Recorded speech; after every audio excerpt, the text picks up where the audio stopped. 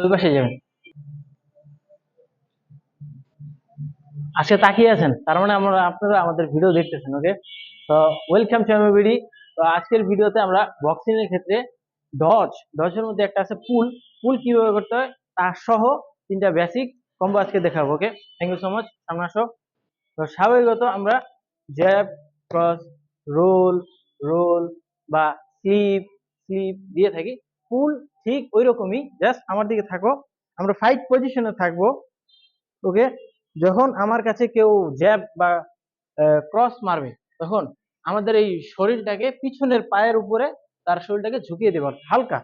এক অনেক আছে একেবারে রুকু যায়, তা না, সামান্য এই আমাদের হাতগুলো আমাদের গার্ড রাখবে এবং মাথাগুলো নিচের দিকে যাবে এবং নিজের থুতনিটা নিজের শরীরের সাথে লাগানো থাকবে। ওকে, এইটাই। ওকে, এবার আমরা এর সাথে 3টা কম্বিনেশন দেখবো। সামনে আসো। প্রথমে দেখবো জ্যাব, ক্রস, পুল। পুল হালকা পিছনের দিকে, এবার ক্রস। ওকে, আবার জ্যাব, ক্রস, পুল, ক্রস। বুঝতে পারছেন? তো আমরা দ্বিতীয় আরেকটা কম্বিনেশনে যাব, সেম জ্যাব, ক্রস, পুল, ক্রস, হুক। ওকে, এটা হচ্ছে দ্বিতীয় কম্বো। আরেকবার jab, cross, pool, hook.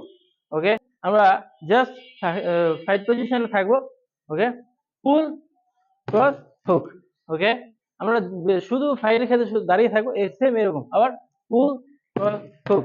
Okay, thank you so much. এরকম সুন্দর আরো ভিডিও পেতে আমাদের সাথে থাকুন। ওকে।